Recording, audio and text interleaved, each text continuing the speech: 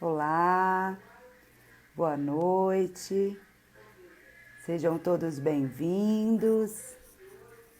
Eu sou a Ellen Morbeck, sou fisioterapeuta em oncologia e paliativista, sou coordenadora da pós-graduação de fisioterapia e oncologia pela Interfis em Brasília e, como todas as nossas segundas-feiras, né, essa não seria diferente, nós temos uma live sobre a fisioterapia e oncologia, né? E hoje o tema é sobre a fisioterapia pélvica, né, nos pacientes com câncer uroginecológicos, né? E eu vou chamar para a gente conversar, ter um super bate-papo, né, com a Caroline Bragante, convidando ela aqui agora. Vamos aguardar, ela já vai entrar.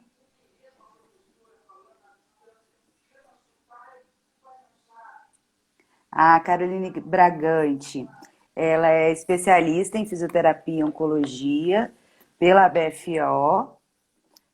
Olá, Carol, seja bem-vinda. Estou aqui. Estou aqui te apresentando, tá? Tá Então, ela é bem? especialista em fisioterapia e oncologia pela BFO. Ela é mestre e doutora pela Federal Ciências da Saúde de Porto Alegre. Ela é fisioterapeuta no Grupo Hospitalar Conceição, Santa Casa e Oncovida. E ela é docente também da nossa pós-graduação de fisioterapia e oncologia no Rio de Janeiro, em São Paulo, Recife, Bahia e Brasília. Carol, seja muito bem-vinda. Muito feliz de você ter aceitado o nosso convite, de Obrigada, você estar obrigada aqui pelo para. convite.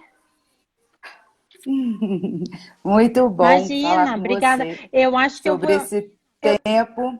eu quero saber como é que tá a minha conexão, porque senão eu vou deixar só no meu 3G, porque tá dando um temporal agora em Porto Alegre, então eu tô com um pouco de medo até de queda de luz, mas tá me enxergando e me ouvindo bem? Entendi.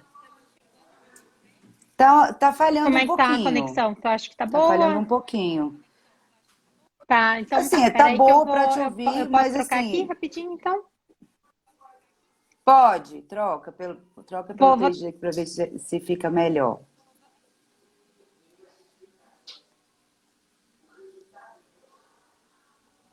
A conexão não está realmente muito boa, né? E então assim a gente hoje chamou a Caroline Como para é que tá vir aqui agora? falar.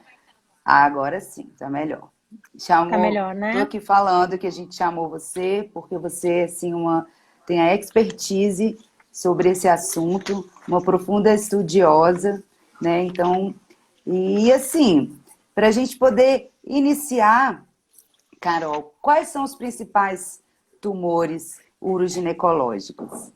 Ah, então, né? Então nós vamos conversar sobre a gente da parte da oncologia pélvica, a gente acabou deixando de fora os tumores coloproctológicos, né? Que são os cânceres de cólon, reto e canal anal. Então, esses a gente não vai conversar hoje, e mesmo assim, como a gente já tinha comentado, eu te falei que eu acho que vai ser bem corrido para conseguir falar de todos eles. Com Por certeza. quê? Porque na parte de tumores urológicos, nós temos câncer de próstata, testículo, pênis, bexiga e todos os carcinomas do trato urinário superior, que são ureter, cânceres de rim, né, tumor renal. Então, só da parte urológica também tem bastante coisa. E da parte ginecológica, aí entram todos os tumores, né, de câncer de colo do útero, endométrio, ovário, vulva e vagina. Então, tem bastante coisa para a gente conversar. Pensei até da gente conversar, começar conversando sobre os mais incidentes, Perfeito. né? Não sei o que, que Não, tu tá acha. ótimo. Eu acho que Pode pode ser? ser dessa forma mesmo. Vamos com os mais incidentes, porque senão a gente não consegue fazer um panorama, né, da especialidade Isso, completa. Então, isso. pode seguir. Então tá, gente. Então, o tumor urológico mais incidente, né, é o câncer de próstata. Ele é o câncer mais incidente entre os homens, né, tirando aí os tumores de pele, não melanoma.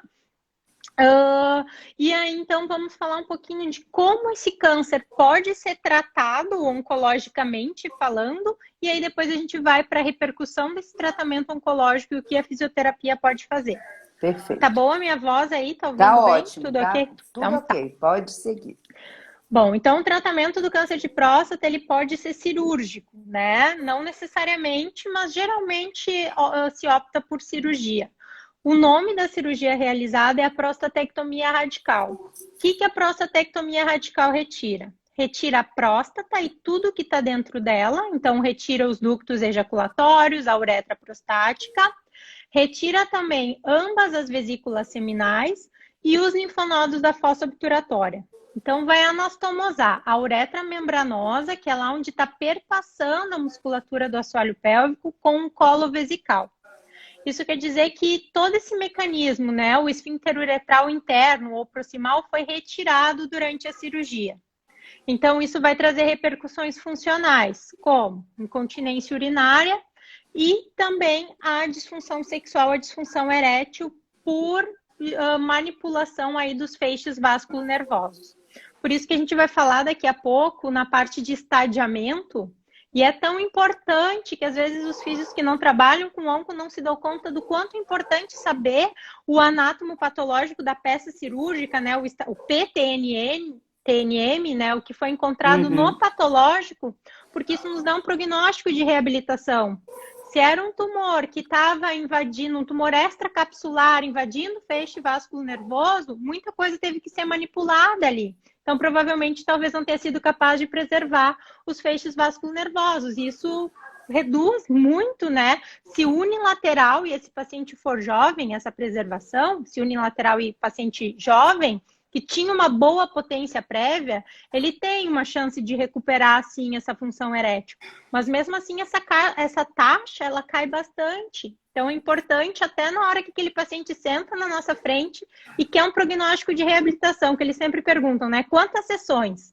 Com Então, certeza. Isso só faz para toda a enfatizar coisas. diferença, né? Isso, que é o pulo do gato que eu digo quem entende da parte oncológica, Sim, porque é um diferencial você poder dar esse prognóstico e até não iludir o paciente também, né? com certeza. E é por isso que realmente a gente está com esse objetivo das lives, para a gente realmente mostrar a importância do fisioterapeuta ser especializado mesmo em oncologia. Porque tem todas essas nuances que envolvem, Sim, né? E que se sim. realmente a gente não tiver especialidade, e a gente não vai conseguir tratar da melhor forma, né? Sim, exatamente. Bom, e aí às vezes as pessoas também só pensam que é tratamento cirúrgico. Não. Pode ser optado por o tratamento com radiação ionizante, que é a telerradioterapia ou radioterapia externa, Uhum. tá? Então, às vezes, a radioterapia pode ser o tratamento de escolha, o tratamento inicial, mas ela é muito usada para casos de recidiva, né? Porque se no caso o paciente fez radiorecidivou, eles não costumam fazer cirurgia em cima. Mas Uhum. isso, né, de tecido irradiado não se faz cirurgia. Mas eles costumam sempre isso ser conversado com o paciente e em casos iniciais, pacientes jovens que querem preservar a potência, porque a rádio sim preserva mais a potência sexual, isso é conversado e aí o paciente pode optar se ele vai para cirurgia ou se ele vai para radioterapia. A radioterapia padrão é aquela que são 40 sessões. Então, o paciente vai de segunda a sexta, em torno de 2 meses, para receber aí uma fração em torno de 2 grays por dia. 200 centigrays, Sim. 180 centigrays.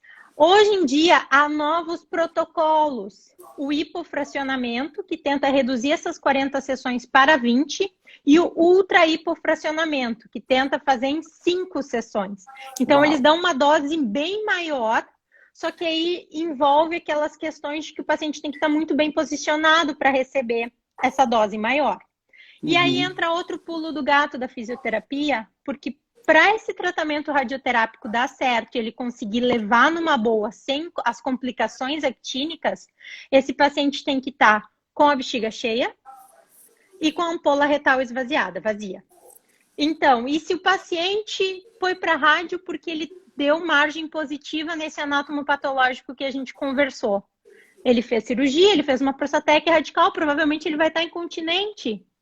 E E aí? aí? É aí que a físio entra para fazer a diferença também com essa repercussão aí na funcionalidade a longo prazo.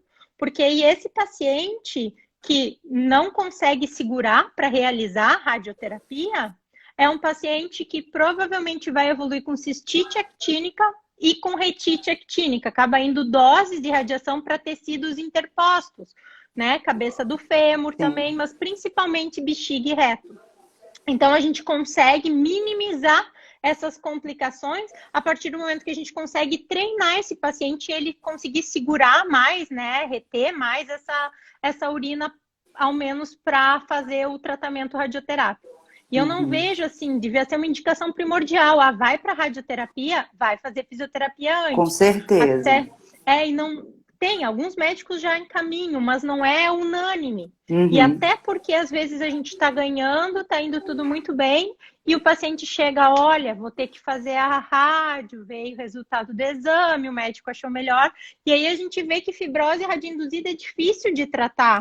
Essa musculatura perde tanto a capacidade de contrair como de relaxar, e acaba que a gente tem um regresso aí no nosso tratamento. A gente perde um pouco por causa da radiação. Por isso, a importância de aprender, de conseguir ter um melhor controle urinário antes de iniciar a radioterapia. Sensacional. E me diz uma coisa, se esse paciente não está em fisioterapia e tem que fazer a rádio, certo? E ele não consegue conter a urina, e aí? A rádio é feita de todo jeito ou não? O que eles fazem, isso eu questionei muito, né? Se o paciente tem possibilidade de fazer o IGRT, que é a radioterapia guiada por imagens, eles fazem um implante de umas sementes de ouro, que são os implantes fiduciais, para conseguir posicionar esse paciente na melhor forma possível para a radiação sempre ir para o mesmo lugar. Mas se não dispõe esses equipamentos, o que se faz? O técnico pergunta: tomou água e segurou? E aí eu pergunto assim, quanto será que o paciente entende isso? Quanto é tomar água e segurar? E se ele não conseguir segurar? Se ele não conseguir segurar, eles fazem igual. Aí quem consegue pagar IMRT ou IGRT melhor, né? Que são técnicas mais modernas. Mas às vezes, né, o convênio não cobre. Enfim. E às vezes o paciente nem é orientado a isso também, né? Nem é orientado, exatamente, sabe? Então, às vezes, até fazendo essa pergunta, tomou bastante água e segurou, mas o quanto o paciente conseguiu entender disso, né? Segurou, sabe que é durante todo o processo ali da radiação, que não demora muito, mas posicionar o paciente é um pouquinho demorado, né? Porque baseado no planejamento, no que foi feito na simulação, eles têm que sempre posicionar esse paciente da mesma forma, senão vai radiação para essas outras regiões. E hoje no seu serviço é uma realidade os médicos indicarem, né, mais precocemente a fisioterapia ou não? Porque a Naame trouxe aqui pra gente que ela observa muito que a físio é só mais para o final da radioterapia. Como que é essa realidade? Agora está mudando, nós temos robótica que a gente não tinha, então nós temos robótica aqui e graças a Deus eu estou atendendo pacientes no pré-operatório, que era uma coisa que eu não atendia, e até se a gente vai para a literatura, a gente fica com o pé atrás da físio no pré-op de prostatectomia radical, porque não tem uma evidência tão forte. Mas como são, né, nem é pela robótica, que isso até é importante falar, que às vezes diz, ele faz robótica, vão nele. Mas se o médico tiver na curva de aprendizado da robótica, é muito melhor fazer com quem sabe a cirurgia aberta, né? Então, assim, depende, né? Não, só para não enfatizar que eu não estou defendendo aqui a robótica, mas se feita com quem sabe, estou tendo resultados maravilhosos. Os pacientes tiram a sonda e eu não acreditava nesses resultados, sabe? Mas aí os pacientes dizem, não, Carol, tiro a sonda e não tô tendo perdas. Que ótimo. Que é incrível pra gente, incrível, porque, né, mesmo. a gente vê casos de pacientes que chegam com 1 ano de pós-cirurgia e ainda estão perdendo, tem uma incontinência urinária severa. Tem lá 100 e poucas gramas, gravíssima, né, no PED teste, enfim.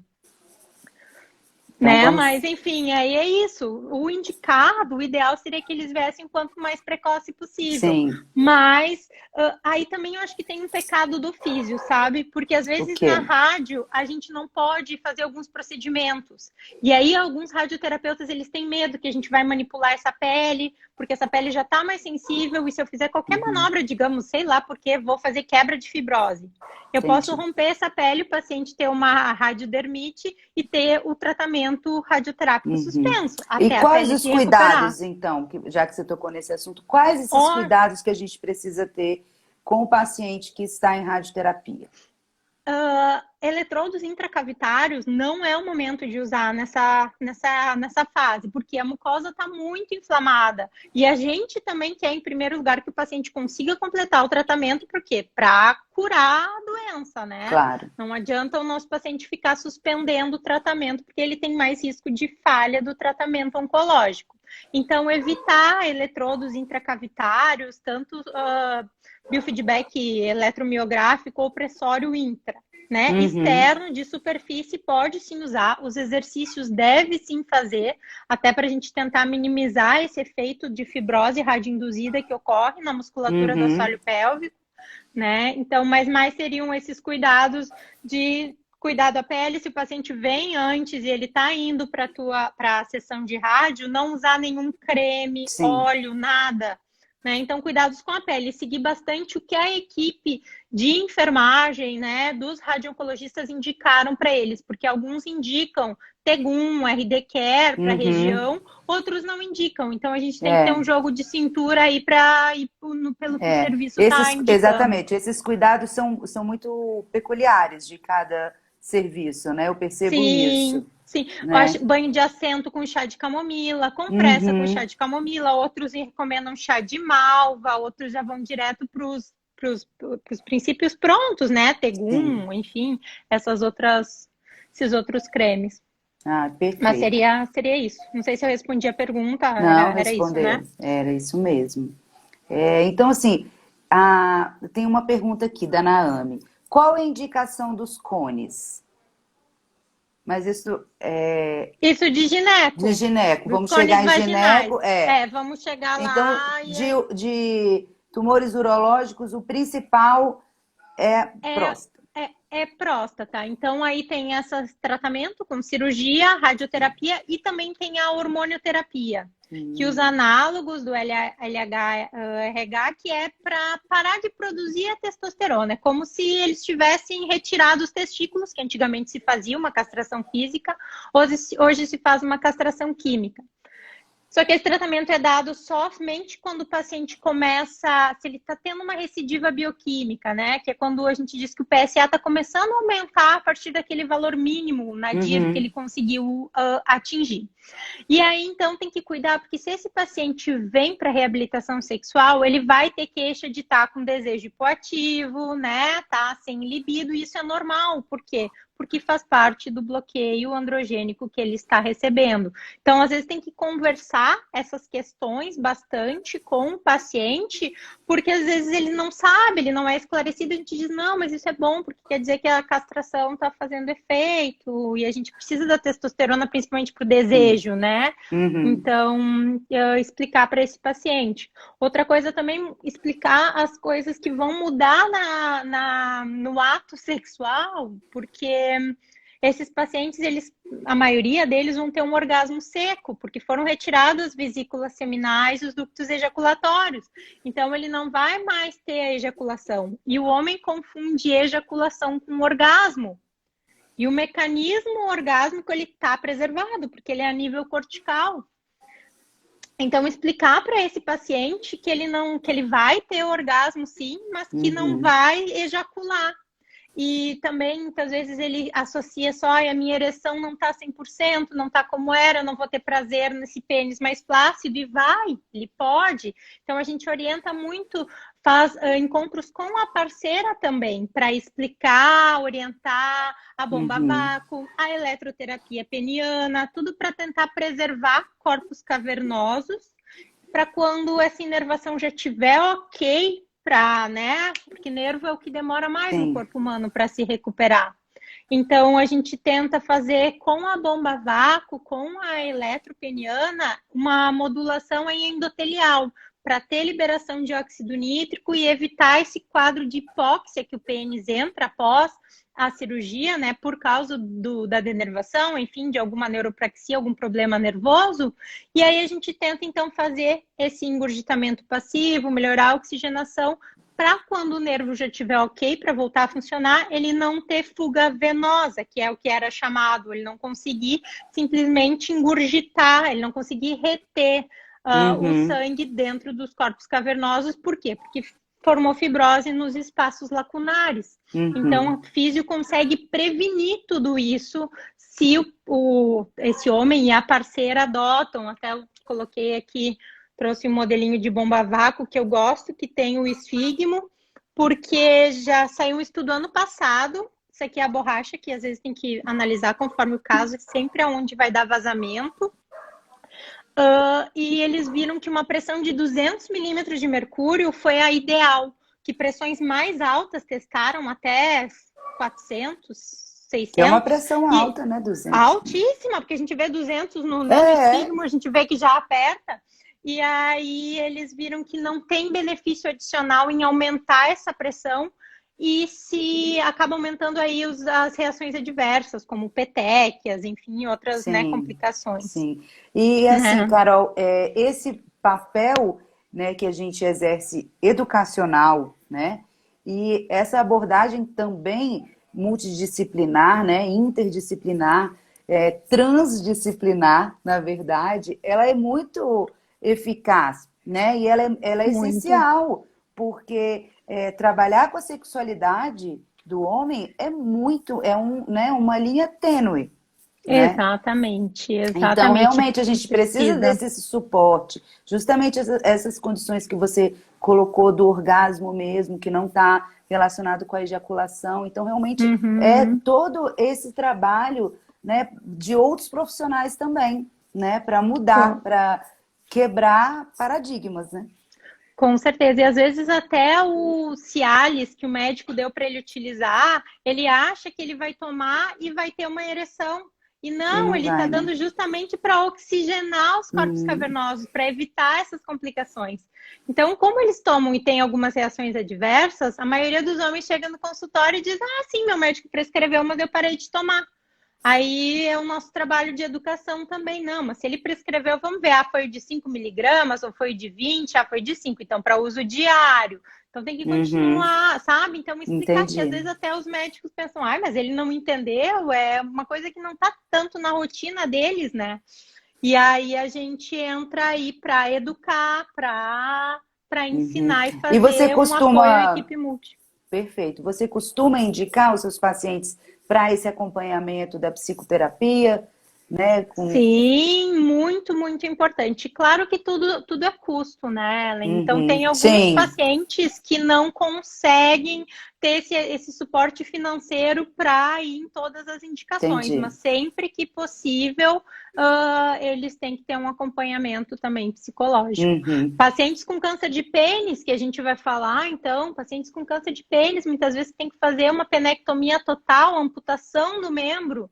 Então, olha a repercussão psicológica que isso vai trazer. Aí ele pode fazer uma neofaloplastia, né? Que é a reconstrução com a prótese peniana, mas entende que mudou, não é mais a mesma coisa. Então, para esses pacientes aí, eu digo que é super, super, super importante o apoio psicológico. A gente tem uma pergunta aqui da Mariana. Como você recomenda o posicionamento dos eletrodos da eletroterapia para disfunção erétil? Ótima pergunta. Deixa eu ver se eu tenho um pênis aqui para mostrar, mas eu só tô com o fiofoco, a ampola retal aqui, o ânus. Mas enfim, eu recomendo. Você anda toda carregada, né? Com toda carregada. Assim, vou ter aqui para poder mostrar, mas eu não sei onde é que ele tá. Colocar no dorso do pênis, então, né? Tem homens que não têm, porque a gente tem o nervo dorsal do pênis, né? Que é um ramo terminal do pudendo. Então, para estimular essa via ali de S2 e S4, a gente coloca nessa região dorsal. Só que tem homens que não têm haste peniano suficiente para entrar 2 eletrodos aqui. Então, eu costumo recomendar a técnica sanduíche. Um em cima e um embaixo. Um em dorso e um em ventre. Que é o que eu mais faço no consultório.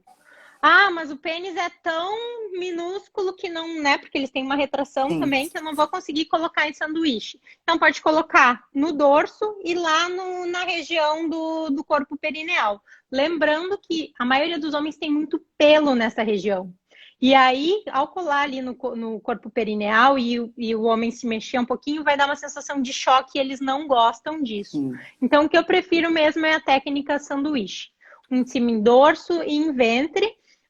O protocolo que a gente usa muito é o da Cris Carbone, né? Que são 50 Hz, 500 microsegundos, 4 on, 4 off. É um fez, porque tem T-on, T-off, mas é em limiar sensitivo. Porque o objetivo não é contração, e sim essa modulação endotelial, né? Para liberação de óxido nítrico, é uma corrente circulatória. Perfeito. Tá? Mais alguma Desculpa. consideração? Não, imagina, alguma consideração? Não, de próstata, eu acho que era isso. Tem que cuidar se esse paciente já tinha um hábito de bexiga hiperativa, então entra terapia comportamental forte.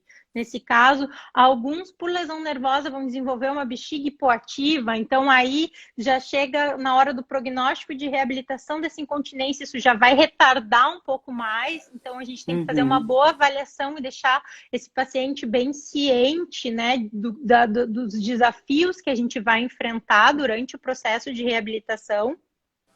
E claro, para a parte da função sexual, novamente lembrar aí do estadiamento, né? Se é um tumor extracapsular, se, né, foi um tumor muito grande, então teve que tirar mais tecido. E também lembrando que tem estudos novos que falam do comprimento da uretra membranosa, comprimento e espessura, que ela pode variar de indivíduo para indivíduo.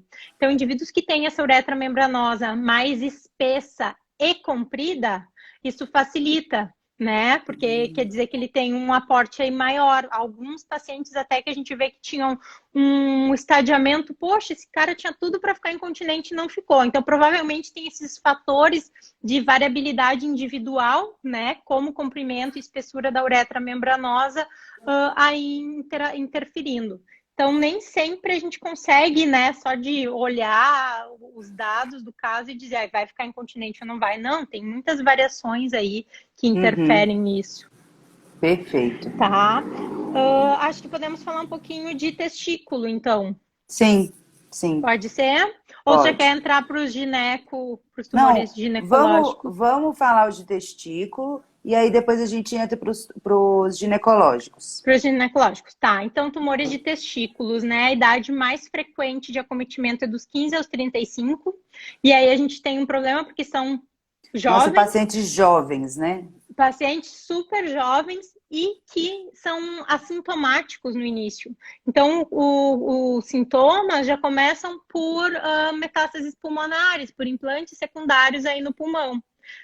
O bom é que são tumores quimiosensíveis. Uma Tá? pergunta. Então, oi.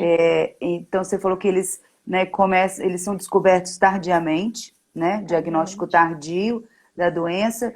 E eles já começam com sintomas pulmonares? É isso que você quis dizer? Sintomas pulmonares, isso aí. Isso aí. Em decorrência desses implantes, então, eles começam com dispneia. Sempre que eles pedem para dosar alfa-fetoproteína, marcadores tumorais, fazem ultrassom, eles já pedem uma tomo ou um raio-x de tórax, porque é bem frequente que já tenha implantes. E não tem um exame de rastreio? Rastreamento de pesquisa, assim, não. Só quando ele... O que ele pode fazer é o autoexame dos testículos. Só que aí é tomar o banho, ir lá, palpar, que nem existe o autoexame da mama, mas imagina ensinar isso para um menino com 15 a 35 anos. Entendeu? Genitália tá mudando, tá? É adolescente, fase de rebeldia. Então, não sei o quanto esse exame, né, de toque seria eficaz, assim, para achar lesões pequenas, né? Mas, assim, qualquer sensação de dor, de peso na região ali dos testículos é suspeita e tem que procurar um urologista. Então, nesses pacientes, a físio entra com a parte respiratória. A fisiorrespiratória vai ser muito utilizada. Alguns pacientes necessitam aí de suporte intensivo, né? Então, a gente vai encontrar eles nas UTIs, nas enfermarias, e aí a fisiorrespiratória entra bastante forte. De alterações no assoalho pélvico, que a gente pode ver é linfedema. Então, tem linfedema de genitália, porque eles fazem o esvaziamento pélvico. Se ele já tiver algum comprometimento, né, vascular também e linfático, ele pode ter linfedema de membros inferiores, mas principalmente linfedema aí de genitália, tá? Linfedema aí de membro inferior é que a gente vê mais frequente nos cânceres de pênis, porque eles fazem esvaziamento inguinal bilateral. Uhum. Então, aí a gente vê e aí a gente da onco, né, adora essa parte de linfedema. Sim, é a cereja tratar, do bolo. então, assim, tem que ver porque o linfedema em bolsa escrotal, em abdômen inferior, ele dói. Ele é muito desconfortável. Então, a gente tem que dar todo esse suporte aí de medidas, né, de Atrapalha a contenção, locomoção do drenagem. paciente, né? É muito, gera um grande sofrimento para esses Exatamente. pacientes. Exatamente. Bom, então vamos para o gineco agora, é isso? Vamos, isso. Tá, então a parte dos tumores ginecológicos, vamos falar de colo do útero e endométrio junto, que é o corpo do útero, porque o tratamento oncológico é praticamente o mesmo para eles, com pequenas exceções. Qual é o tratamento cirúrgico? É feita uma histerectomia radical. Histerectomia radical retira o corpo e o colo do útero, a porção superior da vagina, as tubas uterinas, ovários e os paramétrios, que é o tecido de sustentação ao redor, mais os linfonodos da fossa obturatória também. Então, tem risco de linfedema, né? Também, né, dependendo do estadiamento, pode-se optar por radibraque. Ou esse paciente vai fazer uma histerectomia e vai ter que fazer a rádio e a braque, né? A tele, que é a externa, e a braque, que é aquela que coloca os isótopos radioativos em contato direto, mais próximo lá com o local do tumor. Então, geralmente, são em torno de 22 a 28 sessões dessa rádio externa, que eu falei que na próstata eram 40, lembra? E seguidas de 4 braques de 7 grays, que eles recebem, que é a braque a interna. Então, tumores muito grandes, linfonodos positivos, que tinham invasão de paramétrio, né, invasão estromal, que a gente diz ali, vão receber a rádio e a braque depois. Tá? Então, fizeram cirurgia e vão ter que fazer Carol, também. eu tenho uma pergunta. Vai lá. Como você sabe, sou paliativista, né? Eu falar um pouco da braquiterapia. Se é uma realidade as mulheres serem sedadas para realizar a braquiterapia. Ai, ótima pergunta. Não. Não é em todo, porque o convênio tem que autorizar e geralmente aí no SUS não tem esse suporte aí de sedação. Tá? Então, infelizmente, ainda não é realidade. Apesar de ser pouco tempo que elas ficam, né? Então, aí nesse caso aí tem uma diferença. Quando ela é esterectomizada, eles colocam lá no fundo. Mas quando ela não é, precisa passar a antena pelo colo do útero. Então, é como quem colocou DIU já sabe, receber aquela cólica toda vez que vai fazer a braquiterapia. Então, eu acho muito importante isso deveria, né, ser padrão. Sim. Ter essa sedação, mas, enfim, dos serviços que eu conheço, né, que lá de pesquisa, não, infelizmente, elas não são sedadas. Perfeito. Aqui, a Mirella, ela compartilhou aqui, que lá no serviço dela, no CEPOM, elas são sedadas todas as que não fizeram esterectomia. Ótimo, porque senão Mi, seria... Obrigada. São sedadas as que não foram esterectomizadas, né? Exatamente. Que tem que colocar antena. Porque tende a mais dolorido, então... Então, claro, depende do convênio, tem outros fatores aí que interferem. Bom, então nós temos esses dois tipos de tratamento. E aí até é importante falar, porque a gente sempre fica, estenose vaginal pós cânceres ginecológicos.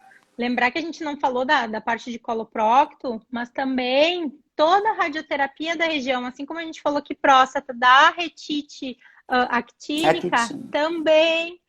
também os tumores posteriores que são irradiados podem trazer esse risco de estenose vaginal. E às vezes quem não é da onco também se perde um pouco, pois não sabe dessa indicação. E a gente não pode menosprezar que esse risco existe. Então a gente teria que ter aí uma atuação em função da prevenção, porque fibrose radioinduzida, depois de estabelecida, ela é de difícil resolução. Então, o nosso objetivo principal seria qual? Seria prevenir. Sim. Né? Então, aí que entram as técnicas dos dilatadores.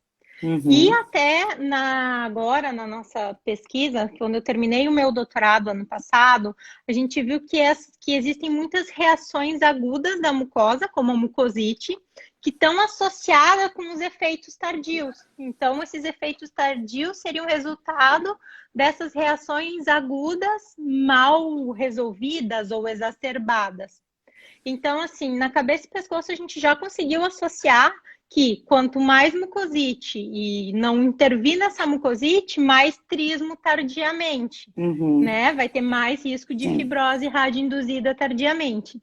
E aí essa é a nossa proposta. Eu até peguei aqui, não sei se dá para enxergar, por que da proposta? Porque se a gente vê os folhetos embrionários, as camadas, né?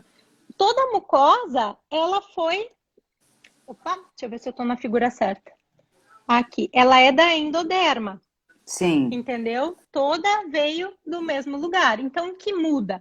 Muda a flora, mas a mucosa é a mesma. Então, a gente preconiza, a gente está com essa linha de pesquisa, da mesma forma na cabeça e pescoço, dizendo, olha, talvez a gente esteja tratando a consequência, não a causa. Qual é a causa dessa estenose? Alteração de mucosa. Então, isso veio antes. Então, a gente já tem estudos falando, é importante avaliar a severidade dessa alteração de mucosa durante para predizer o pós. Mas aí, será que a gente não consegue tentar prevenir isso? Se a gente intervir, né? Poxa, laser para mucosite oral é quase gold standard. Por que para mucosite vaginal não é? Né? A gente intervir nessa payload reaction, será que não vai dar uma alteração posterior lá? A gente não vai conseguir prevenir, então, casos de estenose vaginal? Então, essa aí é uma linha que está se formando e está vindo aí com algum grau de embasamento. Mas, claro, preciso pesquisas, porque como é uma alteração tardia, tu precisa de, no mínimo, 1 ano, 2, acompanhando essas pacientes. Então, é algo que, né, que vai demorar um pouco ainda para a gente ter essas respostas. Mas tem os estudos já apontando para isso. Mas vamos ver. Voltando aí também, a gente tem não só a estenose, redução da lubrificação, mas o risco de retite actínica. A mesma retite que a gente conversou lá dos homens. E aqui eu trago uma figura mostrando o quanto de Grace na ampola retal, pubo retal, né, os elevadores do ânus, esfíncter anal interno e externo, que já podem causar urgência e incontinência. Esse estudo aqui específico, ele é para pacientes pós-prostatec, mas se equivale também para essas pacientes. Aí eu coloquei mais um. Olha eu, né? Cheia dos... Porque assim, acho que tudo que a gente faz tem que ser com evidência, né? Então, são estudos que mostram o quê? Que o volume máximo tolerável dessa ampola, ele reduz após a rádio. Por quê? Porque fibrosou. Então, essa ampola retal que tinha essa capacidade de distender, que era complacente para receber as fezes e ir armazenando, ela perde isso, ela está fibrosada. E aí esse paciente vai ter o quê? Vai ter o primeiro desejo evacuatório, muitas vezes com a vontade urgente de evacuar, porque ele perdeu essa capacidade de reservatório. Né? E aí, então, às vezes o paciente chega, eu tenho uma urgência retal, e todo mundo que fala em urgência, a gente sempre pensa em neuromodulação. Mas aqui não é o caso, aqui é o caso do reservatório mesmo que está prejudicado, né? Então, a gente tem técnicas com balonete, que é tipo um balão manométrico, eu tenho aqui também para mostrar, é um balonete em forma de camisinha, que a gente tenta simular essa manometria e aumentar esses volumes tolerados, melhorar essa complacência retal. Claro que isso a gente não faz logo no início, quando tem alteração de mucosa. Não vou colocar um balão ali. E até porque a queixa da retite actínica no início é dor e muco. Ela começa mais tardiamente com a queixa de urgência retal, que é quando essa fibrose radioinduzida já se Já instalou. se instalou. Isso. Então, assim, é bem importante chamar atenção tanto para quem recebe rádio ginecológico quanto para próstata, né, para tumores urológicos, porque sim, pode ir região para reto e causar retite actínica, que é uma das complicações mais, assim, é muito comum essa complicação.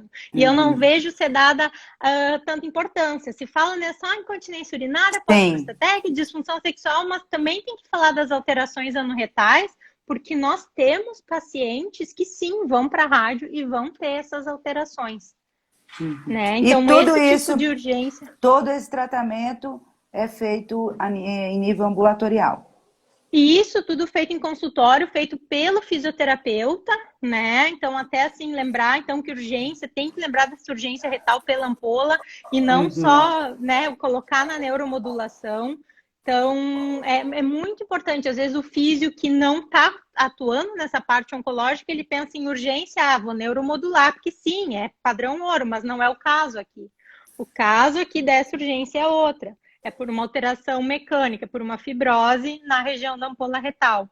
E claro, se o esfíncter aí não tiver competente, na hora que der essa urgência, ele não consegue Sim. segurar. E aí vai acabar tendo uma incontinência anal, né? Vai acabar perdendo fezes, flatos. E nessa questão, Né? aí realmente, na incontinência, né, fecal e na incontinência urinária, os exercícios são os mesmos? A gente Como que você consegue diferenciar, como que você consegue tratar, ou se o tratamento engloba as duas regiões?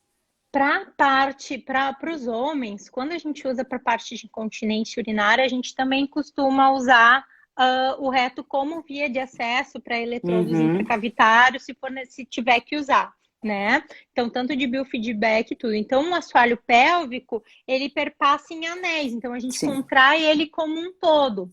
Então, claro que em quem tem incontinência urinária, a gente dá ênfase para isso, mas se não, né, eu só tenho incontinência urinária, ok, mas sim, ele vai melhorar como um todo, assim como ele já está melhorando a parte da disfunção sexual, trabalhando toda essa musculatura, tendo um incremento ali da vascularização.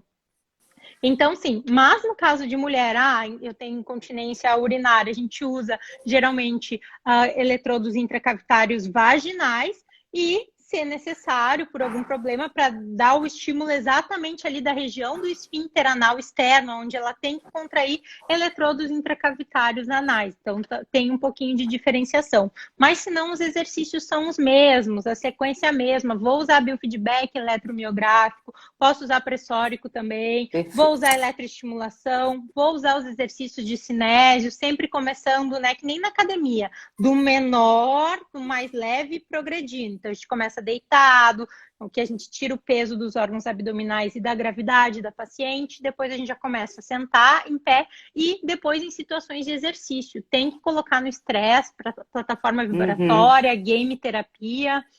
Então, tudo isso, claro, isso eu disponho no meu consultório particular, mas aí eu também atendo o SUS, então a gente dá uma modificada, mas a linha de raciocínio é a mesma, né? Só os recursos que um local dispõe e o outro dispõe. Perfeito. Vamos seguindo. E a questão que a Naomi tinha perguntado dos cones. Ótimo. Os cones para reforço, se essa mulher já tem uma musculatura adequada, né? Então, sim, os cones podem ser utilizados também, sempre começando do menor e progredindo para o maior. Dos dilatadores também é a mesma coisa, né? Sempre vai se progredindo, tentando ganhar mais.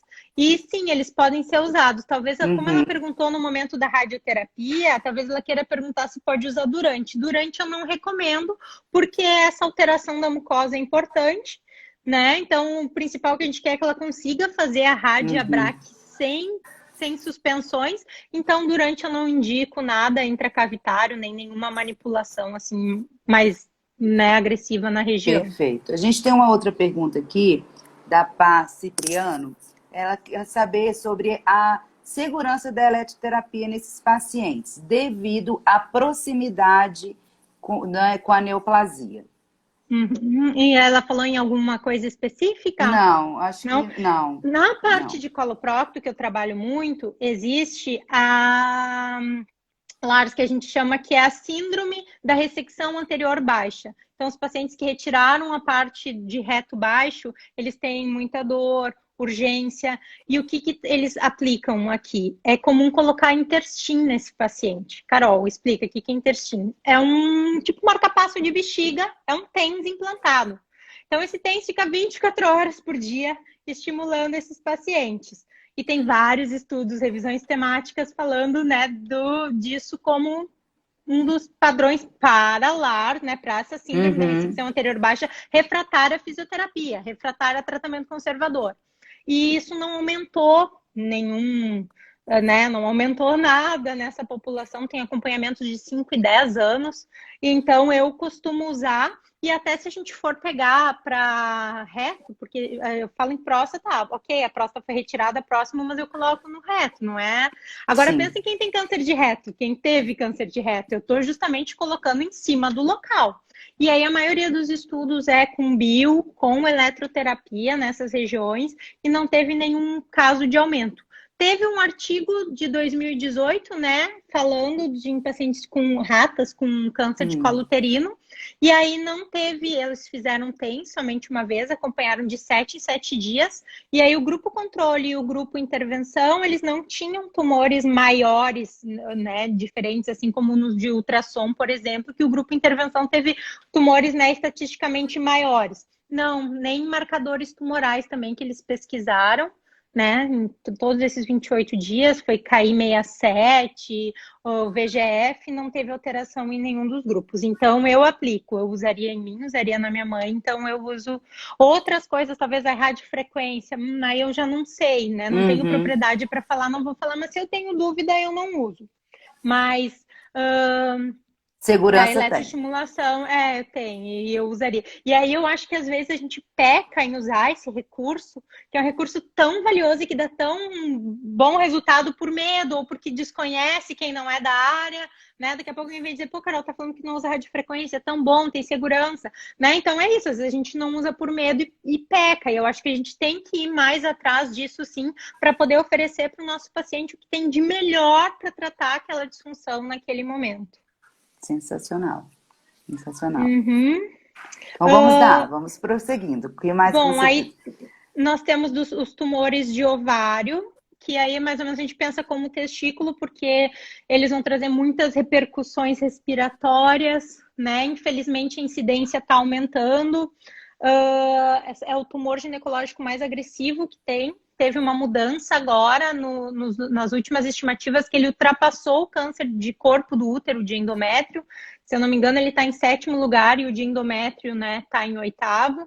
Então, entre os mais incidentes. E aí também eu chamo a atenção para fisiorrespiratória e linfedema em genitália e abdômen inferior. E aí, pensando nos cânceres de vulva e vagina, sei que nosso tempo está terminando, são tumores raros, tá? Vulva representa 3%, vagina 1% dos tumores primários. O que acontece em vagina ter metástase e ter recidiva local. Ela tinha de colo do útero e aí teve que fazer uma colpectomia por uma recidiva local, mas ter o primário desse sítio é difícil. Nas cirurgias de vulvectomia, a gente tem que cuidar como foi reconstruído ali o retalho e também os esvaziamentos inguinais, porque tem muito risco de linfedema de membro inferior, tá? E essa incidência já vai para 30%, né? É alta mesmo. Nas vaginectomias, aí se faz uma neovagina. Mas, como eu falei, não é tão incidente, então eu não tenho uma ampla experiência com essa população, porque não é tão frequente na nossa população. Mas seriam os mesmos cuidados que a gente usava com os dilatadores, enfim, né? Manter, e claro, um suporte psicológico, né? Bem importante. Algumas Carol, pacientes que têm essa recidiva em vagina e tem um intuito curativo ainda, se faz exenteração pélvica, né? Que aí se retira, então pode ser anterior, posterior ou total. E aí retira a bexiga também. Então elas ficam com a bolsinha. E eu tenho pacientes, estou com umas 3 pacientes bem jovens de exenteração, já 3 anos, 5 anos pós-exenteração, mas abala muito, né, essa cirurgia. Uhum, E aí, sim. então, também é uma neovagina, não foi toda reconstruída ali, elas têm muita estenose, né? Então a gente trabalha porque, poxa, 28 anos, 26 anos, tem marido, tem vida sexual ativa, então a gente tem que melhorar Uhum. essa condição, essa situação da paciente. Eu tenho uma história aqui para contar de uma paciente minha com câncer ginecológico em progressão de doença, e a internação dela foi por causa de uma fístula enterovaginal. E eu queria que você falasse um pouco para ver se isso é comum em progressão de doença de câncer ginecológico. Geralmente, né, tem um caso que eu sempre coloco nos cursos que eu já falo, é paciente paliativo, porque ela tinha uma fístula retovaginal. E aí, olha o meu dilema. Eu tive que ensinar ela a segurar cocô em bolinhas para não sair pela vagina. Então, é uma coisa que aí até os médicos, na época era quando eu trabalhava no contrato, falando, Carol, olha, vê se não tem uma possibilidade de laser para melhorar essa fístula, mas era neoplásico o processo. A gente não tinha como... Mas aí a gente tinha uns cuidados paliativos muito legais ali. Ela veio algumas sessões para a gente melhorar esse controle, mas ela tinha muita dor também. Então, aí foram todas aquelas questões, ela tinha problema com o marido, aí se acertou, foi depois uma passagem, assim, bem tranquila, sabe? Mas, sim, infelizmente, é frequente a gente fica numa situação, às vezes, que não tem tanta atuação nos paliativos como eu, porque a gente fica, meu Deus... Porque né? não tem indicação cirúrgica, né? Não tem indicação cirúrgica, eu não vou conseguir resolver o problema, não vou conseguir tratar. Então a gente fica, às vezes, muito preocupado com isso, pensando em só resolver, mas não, conforta, dá o acalento ali para aquela hora, e é o que eu fiz. A gente amenizou a situação para ela superar, levar, passar por aquilo da melhor forma possível. Mas infelizmente é isso mesmo. Carol, que você quer abordar mais alguma questão aí desses, né, da tem muita coisa, muita coisa para falar, né? A gente pode discorrer outras lives. Tem muita coisa, mas eu acho que o básico era isso, era falar quais são os tipos de tumores. Que você teria para poder passar para as pessoas, para a importância realmente de se especializar. E isso foi aquilo que tu falou perfeitamente no início, sabe? De ir atrás, se especializar para poder oferecer o melhor para esse nosso paciente. Então a gente, né, não pode, não fazer só o feijão com arroz, porque não, nosso paciente merece muito mais. Então, e como que a gente pode buscar esse muito mais? Se especializando, indo atrás. Que eu compartilho completamente do pensamento inicial ali da tua fala, que foi isso mesmo. Tem que se especializar. Muito bom. Carol, foi maravilhoso. Só tivemos elogios aqui das suas aulas, vários fãs aqui seus. Ai, que bom. Já pedindo sim, live 2, com certeza teremos. A gente tem muita coisa aí eu acho até falar. que a Stephanie tá aí. A Stephanie é uma aluna que ela que vai começar o mestrado dela agora, que essa pesquisa que eu comentei das mucosites é do meu pós-doc. Então isso já está em andamento no grupo de pesquisa. Eu acho que ela está aqui. Perfeito, um beijo, Stephanie. Muito Se ela não bom, tiver, Stephanie. depois eu puxo a orelha. Com certeza. A live vai ficar salva, tá, gente? Por 24 horas. Tem gente aqui perguntando, tá? Então, vocês podem acessar aí depois. E é isso, Carol. Muito obrigada por você se disponibilizar, ceder seu tempo, que é precioso. Imagina, eu te agradeço. Vamos fazer uma próxima só com procto, que aí com certeza. Fala 40 minutos só da parte de procto. Nossa, foi muito bom mesmo. E assim, a gente realmente está nesse processo das lives para a gente realmente mostrar a nossa especialidade, mostrar o valor, né, da fisioterapia em oncologia, e realmente é indispensável, né, não ser especializado e trabalhar na área. E eu até Pode falar. Desculpa, pode continuar. Eu até chamo a atenção também que essa é uma área que envolve duas especialidades, né? Sim, Então a gente sim. tem que ter uma formação em pélvica forte também, mas não pode deixar de atuar, de ter essa formação na onco. Até porque na prova de especialista, quem vai abordar tumores ginecológicos e principalmente os proctológicos não é a saúde da mulher, que não, a gente sabe que não tem especialidade reconhecida de fisioterapia Uhum, pélvica, sim fisioterapia em saúde da mulher. Então, sim. essas partes dos homens estão abandonados. Quem está dominando isso na prova de título de especialista é a fisioterapia em oncologia. Então, só que aí, claro, às vezes abrange, tem gente que faz parte de UTI oncológica, que foge, não é da área, então eu sempre digo, tem que ter formação em pélvica e formação em Com oncologia. certeza, né? A pélvica, ela é um mundo à parte mesmo, assim, da Sim, sim. fisioterapia, Uhum. né? Então, assim, da mesma forma que quando a gente sai da faculdade, a gente não tem realmente, né, o cacife de atender fisioterapia pélvica, aqui não é diferente na oncologia. Realmente Sim, são duas especialidades mesmo. Mas, olha, sim. muito obrigada. Você realmente é uma luz nas nossas vidas aí, para gente, para você nos ensinar todo esse seu conhecimento aí. Muito Eu que obrigada, te Carol. agradeço, é sempre muito bom falar contigo. Tu sabe o quanto eu sou Também. fã do teu trabalho e trazer essa parte de paliativos eu acho super importante também. Então, Sim. amei, pode me convidar que eu volto, não fiquei Que bom. traumatizada. Amei, Que tranquila, bom, tá? muito bom, então. Adorei. Então, segunda-feira que vem nós estamos de volta, né, com mais algum tema. Vocês podem sugerindo aí nos stories da Interfísio, que a gente também vai vendo aí o que vocês mais se interessam pelos nossos temas. Então é isso. Boa noite, pessoal. Muito obrigada. Carol, Obrigada. um super Tchau. beijo. Obrigada. Tchau. Tchau.